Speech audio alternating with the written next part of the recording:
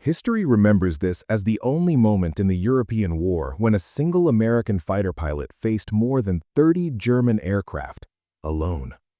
This is how James Howard became a legend. The engine is screaming. Oil streaks across the canopy in thick black lines.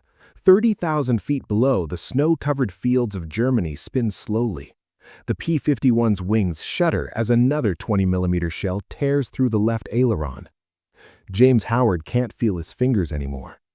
Around him, the sky is full of smoke trails and falling metal. 3 Focke-Wulfs circle above like sharks. 4 more Messerschmitts come straight at him from 2 o'clock, their cannons already flashing. The B-17s he's supposed to protect are burning. One just lost its entire tail section. He has 11 rounds left in his guns. Maybe less. The radio is dead. His wingmen are gone, scattered or shot down, he doesn't know which. The bomber formation is breaking apart, and he's the only American fighter still in the air. But this moment didn't come out of nowhere. January 11th, 1944. 6 hours earlier, James Howard was cold and tired and wondering if he'd made a terrible mistake. The briefing room at Steeple Morden smelled like stale coffee and cigarette smoke. Howard sat in the back row, watching the intelligence officer pull back the curtain on the mission map. The red string stretched deep into Germany. Oschersleben, a ball-bearing factory the 8th Air Force had been trying to destroy for months. Howard was 30 years old. That made him ancient by fighter pilot standards. Most of the kids in this room were 22, 23. They still had that eager brightness in their eyes, the kind that disappeared after you'd seen enough friends go down. He'd been flying since 1938, starting with the Flying Tigers in China. Back then, he thought he'd figured out air combat. Hit fast, get out, never stick around to play hero. Simple rules that kept you breathing. But this mission was different. The intelligence officer tapped the map with his pointer. The bombers will be unescorted for approximately 40 minutes over the target area. Luftwaffe activity has been significant. Someone in the front row laughed nervously. Significant. That was one word for it. Howard looked down at his hands. They were steady, but that didn't mean anything. He'd seen steady hands shake when the first tracers came through. He'd also made a promise to himself after China. Never take stupid risks. Never be the guy who thinks he can win the war alone. That promise was about to break. The briefing ended. Pilots filed out, adjusting their flight gear, lighting cigarettes they'd smoked down to the filter before climbing into their cockpits. Howard stayed seated for a moment, studying the map. He'd spent years teaching himself one truth. Heroes died, professionals survived. But something about today felt wrong. Too deep, too exposed, too many bombers depending on him. Oschersleben wasn't just deep, it was so far inside Germany that the Luftwaffe could see the bombers coming from miles away. Plenty of time to scramble fighters, mass their squadrons, and hit the formation with everything they had. His wingman, a kid named Wilson from Pennsylvania, stopped at the door. "You coming, sir?" Howard nodded and stood up. His knees ached. Too many years in cramped cockpits. "Yeah, let's go." 10:15 hours. The P-51 Mustang was a beautiful machine when it wasn't trying to kill you. Howard ran through his pre-flight checks with the muscle memory of someone who'd done this 1,000 times. Fuel mixture, magnetos, oil pressure.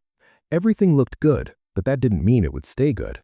Machines broke. That was the rule. They always broke at the worst moment. The Merlin engine coughed once, then caught with a roar that rattled the airframe. Howard felt the vibration through his boots, his seat, his chest. 4.5 caliber machine guns in each wing. That meant he had approximately 30 seconds of ammunition if he fired continuously, less if he wasted rounds. He didn't plan to waste any. The radio crackled. "Bluebird leader, this is Tower. You're cleared for takeoff." Howard didn't respond immediately. He was watching Wilson taxi into position, watching the way the kid's Mustang wobbled slightly.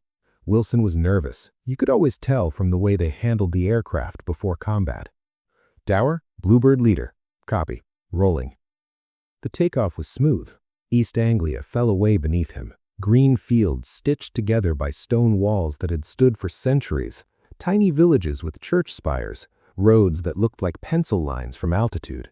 It all looked so permanent, so peaceful. The formation assembled at 12,000 feet, 48 P-51s, split into 3 groups. Their job was simple: escort the B-17s to the target, protect them from German fighters, bring everybody home. He knew the odds of that happening were approximately 0. 11:47 hours. German border. The first Germans appeared 20 miles inside enemy territory. Howard saw them before the radio call came through. Tiny dark specks at 2 o'clock high, growing larger. Focke-Wulf 190s, maybe a dozen. They were diving on the bomber formation from the north, trying to get ahead of the escorts. Bluebird leader, bandits 2 o'clock high, moving to intercept. He pushed the throttle forward and felt the Mustang respond. The acceleration was smooth, almost gentle, but within seconds he was doing 380 miles per hour and climbing. The German fighters had seen them coming. They broke formation, scattering into pairs. Classic tactics: split the escorts, divide their attention, open holes for the next wave. Howard picked a target, a lone Focke-Wulf 190 trying to cut across his nose. He led the shot, squeezed the trigger. The .5 calibers hammered against their mounts. Brass casing streamed past his canopy. The Focke-Wulf shuddered, rolled left, and disappeared into the cloud layer below. Hit or miss, he didn't know. No time to find out. 2 more Germans came up from below. Messerschmitts this time, with their yellow nose cowlings bright against the gray sky. Howard broke right, felt the G-forces crush him into his seat. The world narrowed to a tunnel. His vision grayed at the edges. The Messerschmitts overshot. Howard reversed, got on the tail of the second one, fired a 2-second burst. The rounds walked up the fuselage and into the cockpit. The German fighter snapped into a spin and went down trailing smoke. Wilson's voice crackled through the radio. "Bluebird 2, I'm hit. Engines running rough." Howard scanned the sky, found Wilson's aircraft. It was streaming white coolant vapor. Not good. That meant the engine would overheat in maybe 5 minutes. After that, it would seize completely. "Bluebird 2, head for home. We'll cover you." "Roger that." Wilson peeled off, heading west with 2 other Mustangs as escorts. That left the formation 3 fighters short. Howard felt the calculations settling in his mind like a weight. 3 fewer guns, 3 fewer sets of eyes. The Germans would notice. They always noticed. 12:18 hours. Approaching Oschersleben. The bomber stream stretched for miles. B-17 flying fortresses in their tight formations, each one bristling with .50 caliber guns. From a distance, they looked invincible. Up close, Howard could see the holes, the patches, the replaced tail sections. These aircraft had been through hell already. Today was going to be worse. The flak started at the initial point, black puffs of smoke that appeared like magic in the clear air. The German 88mm guns were firing blind, throwing up a wall of shrapnel and hoping the bombers would fly through it. Some of them did. Howard watched a B-17 in the lead formation take a direct hit. The entire nose section disintegrated. For a moment, the bomber held together, held formation. Then it dropped away, spinning, pieces falling off in slow motion. No parachutes. 10 men, gone. Just like that.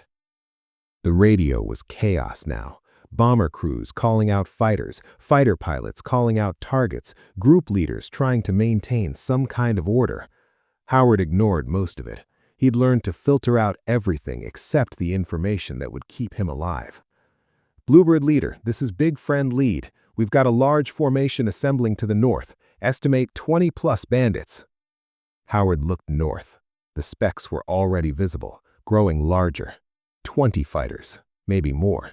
They were climbing, positioning themselves for a coordinated assault on the bomber formation. He checked his fuel. Enough for maybe 30 minutes of combat.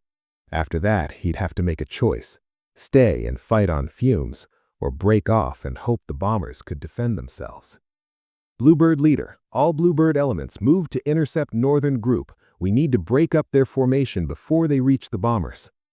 His fighters responded, turning north in pairs. 12 Mustangs against 20+ Germans. The math wasn't great, but math didn't win fights. Position did. Speed did. Surprise did. Howard pushed the throttle to maximum continuous power and aimed for the lead German element. 12:24 hours. First contact. The Germans were good. That was the problem. These weren't the inexperienced pilots the Luftwaffe had been throwing at the 8th Air Force for the past few months. These were veterans, flying in tight pairs, coordinating their attacks with hand signals. Howard got on the tail of a Messerschmitt 109, squeezed off a burst, missed. The German jinked left, then right, then rolled inverted and dived. By the time Howard followed, the 109 was gone, lost in the confusion below. A Focke-Wulf came at him head-on. Both pilots fired at the same moment. The sky between them turned into a web of tracer fire. Howard felt something slam into his aircraft, hard, metallic. The control stick kicked in his hand. Then they flashed past each other at a combined speed of over 700 miles per hour. Howard checked his instruments. Oil pressure dropping. Not catastrophic, but not good. Something had hit his oil cooler, maybe his engine block. He had maybe 20 minutes before the engine started tearing itself apart. The radio crackled. "Bluebird 3 is down. Bluebird 7, I'm taking fire. I'm..." Static. Howard rolled left, searching for Bluebird 7. He found the wreckage instead. A Mustang spinning toward the ground with its tail shot off. No chute. The pilot was still in the cockpit, probably dead from G-forces or the initial impact. That made 5 Mustangs lost in less than 10 minutes. The Germans were pushing through now, breaking past the fighter screen. Howard watched them dive toward the bombers like hawks stooping on pigeons. Some of the B-17s were already burning. Their gunners were firing, the muzzle flashes bright against the dark fuselage, but the German pilots were pressing their attacks to point-blank range. Howard counted the remaining Mustangs. 7, maybe 8. The rest were gone, shot down, damaged, or scattered across 50 miles of sky. The bomber formation was disintegrating. And then he saw it. For a moment, the chaos thinned. Smoke drifted, radios crackled, and Howard finally saw the shape of the battle. 3 B-17s in the rear formation. They'd lost their escorts completely. A group of German fighters, maybe 15 aircraft, was positioning for a concentrated attack. In less than a minute, those 3 bombers would be shredded. Howard made a decision he knew was probably going to kill him. He turned toward the bombers and pushed the throttle wide open. 12:29 hours. The first German fighter came from above, a WF-190 with black crosses on its wings, diving fast. Howard pulled up to meet it, fired a deflection shot, missed. The Focke-Wulf rolled past, so close Howard could see the rivets on its fuselage. 2 more Germans came from the left, Messerschmitt 109s flying line abreast, coordinating their attack. Howard broke toward them, forcing them to adjust their angle. One of them fired too early. The rounds went wide. Howard fired back. His tracers stitched across the lead 109's engine cowling. Coolant vapor streamed from the aircraft. The German pilot pulled up hard, trying to gain altitude before his engine seized. He wouldn't make it. But Howard couldn't watch. 4 more Germans were diving on the bombers. He rolled inverted and pulled through, the negative G's making his vision blur.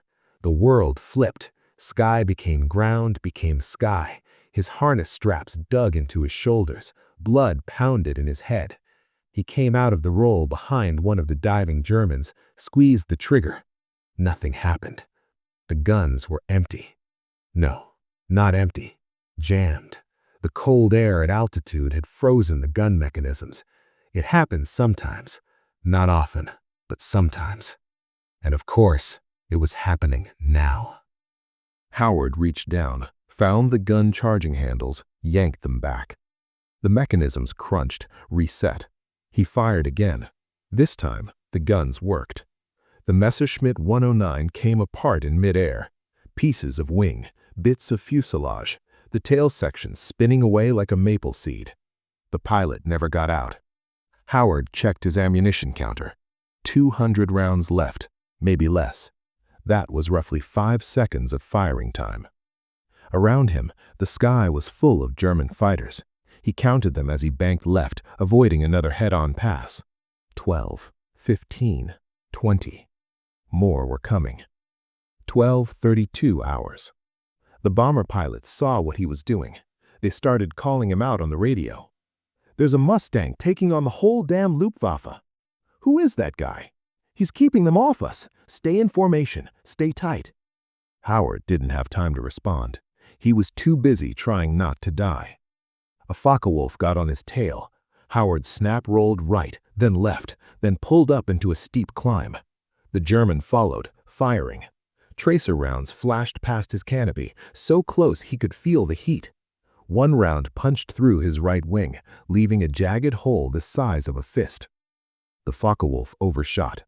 Howard reversed, got on its tail, fired his remaining rounds into the cockpit and engine. The German aircraft staggered, then rolled inverted and spun away. That was it. Howard's guns were empty, completely dry. He still had 27 German fighters to deal with. 12:34 hours. An empty gun didn't mean you were out of the fight. It just meant you had to be creative.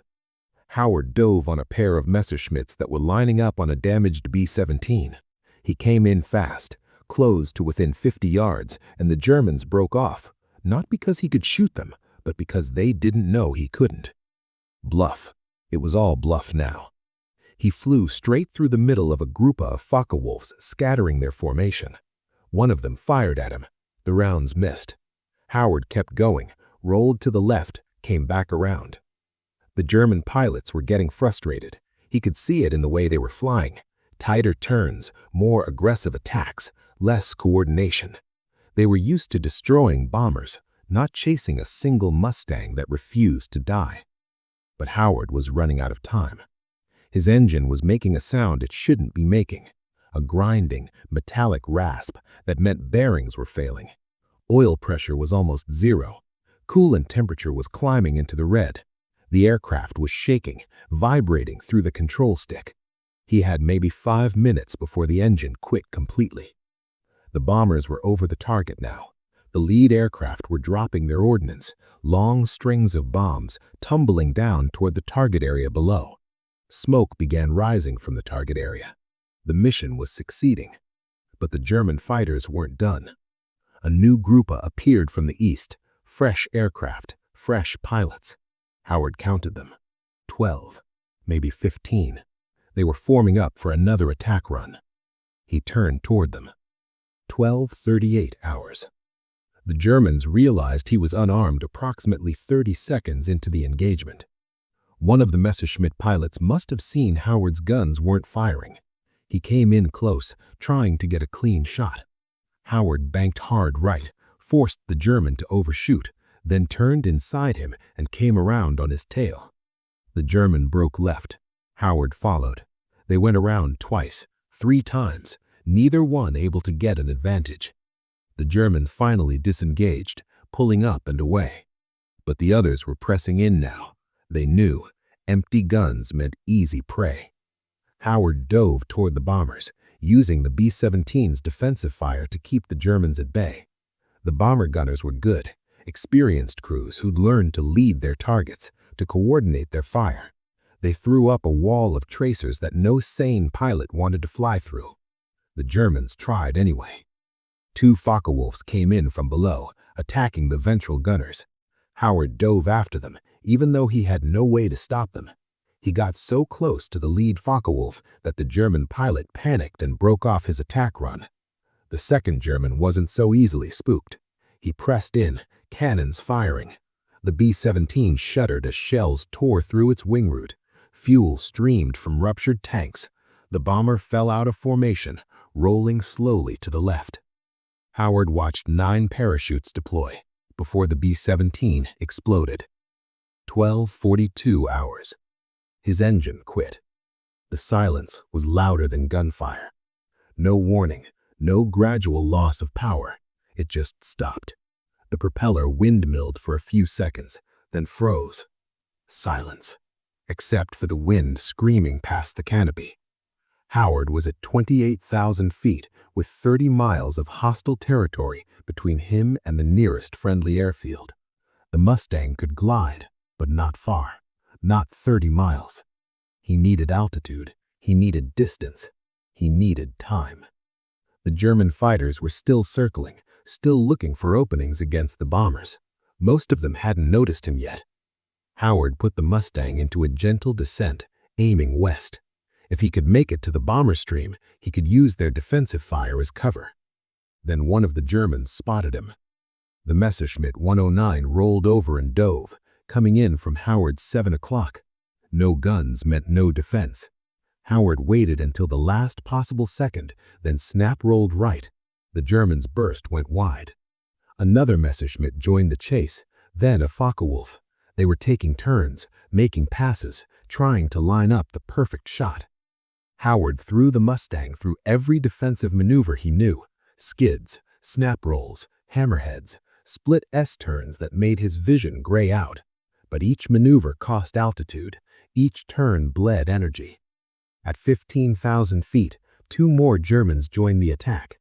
At 10,000 feet, a 20-millimeter round exploded against his left wing root. The wing buckled, but held. At 10,000 feet, Howard crossed into the bomber stream. The bomber gunners opened fire on everything with German markings. The Messerschmitts and Focke-Wulfs scattered. Howard kept gliding west. 12:51 hours, Allied territory. The border appeared below. Green fields instead of snow, stone villages instead of destroyed cities. The Rhine River marking the edge of occupied territory. Howard's Mustang was barely flying anymore. The damaged wing was creating massive drag. The frozen propeller was adding weight. He was descending at nearly 1,000 feet per minute. He wasn't going to make it to an airfield. That much was obvious. Below him, a small grass field appeared. No runway, just flat ground next to a farmhouse. It would have to do. Howard lowered the landing gear manually. The hydraulics were dead. He lined up on the field, adjusted his glide path. The ground rushed up. The Mustang hit hard. The landing gear collapsed immediately. The aircraft slid across the grass on its belly, tearing up earth, throwing mud and grass into the air. The right wing caught on a fence post and tore off. The fuselage spun once, twice, then stopped. Silence. Howard sat in the cockpit for a long moment, checking himself for injuries. Everything seemed to work. He unstrapped, pushed open the canopy, climbed out onto the wing. A farmer was running toward him from the nearby house. "You all right, mate?" Howard looked at the wreckage of his Mustang. The engine was a twisted mess. Both wings were gone. The tail section was crumpled. "Yeah, I'm all right." The Army Air Force sent investigators 3 days later. They wanted to verify the combat report. 30 enemy fighters engaged, 7 confirmed kills, 0 ammunition remaining. The bomber crews backed up every detail. They'd watched him stay in the fight for 30 minutes after his wingmen had been scattered or shot down. They'd seen him bluff his way through engagements with empty guns. They'd counted the German fighters he'd disrupted, the attacks he'd prevented. The numbers didn't make sense. One pilot shouldn't have been able to do what Howard did. The tactics were reckless. The odds were impossible. The survival rate should have been 0. But Howard wasn't trying to be a hero. He was just trying to keep the bombers alive long enough to complete their mission. Everything else, the dogfights, the bluffs, the dead stick glide across enemy territory, was just what happened when you refused to leave people behind. The Medal of Honor came 6 months later. Howard accepted it quietly, without ceremony, the way he did everything. When reporters asked him about the mission, he gave them the same answer every time: "I was just doing my job." The ball bearing factory at Oschersleben was destroyed. The 8th Air Force lost 14 B-17s that day. 140 men killed or captured, but the mission succeeded. The production lines stopped. The German war machine lost a crucial component. Howard went back to flying combat missions 2 weeks after the crash. He survived the war, went home to Missouri, and never talked much about January 11, 1944. The Mustang they recovered from that French field was too damaged to repair. They sent it to a depot in England where it was stripped for parts. By the end of the war, those parts were probably flying on a dozen different aircraft. Nothing went to waste. The official record lists James H. Howard as the only fighter pilot in the European theater to receive the Medal of Honor for aerial combat. That distinction meant something to the Army Air Force. It meant less to Howard. What mattered to him were the bomber crews who made it home that day, the ones who landed with their aircraft shot to pieces but their crews intact, the ones who got to write letters home instead of having letters written about them. Those 3 B-17s he protected, the ones being swarmed by 15 German fighters, all made it back to England. One crashed on landing, another never flew again, but 30 men walked away alive. That was the math that mattered. 50 years later, one of those bomber pilots tracked Howard down. They met at a diner in Missouri, 2 old men drinking coffee and talking about a day when they were young. "You saved my life," the bomber pilot said. Howard shook his head. "You kept flying in formation. That's what saved you." "No, we were about to break up. We would have scattered. You kept them off us long enough for us to stay together." Howard thought about that. Thought about the decision he'd made 12-29 hours to turn toward those bombers instead of following his squadron. The decision that should have killed him. "Well, I'm glad it worked out," said finally. The bomber pilot smiled. "Me too." They finished their coffee in silence. Outside, traffic moved past the diner. Normal life. Peaceful life. The kind of life you could only have because men like Howard had fought for it, decades ago, in a sky full of enemy fighters. Howard's legend would echo for decades, but the war was full of moments just as impossible, moments almost no one remembered. But there was another pilot who faced something even worse than 30 fighters. He was 19 years old, flying his first combat mission when his entire squadron disappeared into a storm over the Pacific. What happened next would test everything he thought he knew about survival.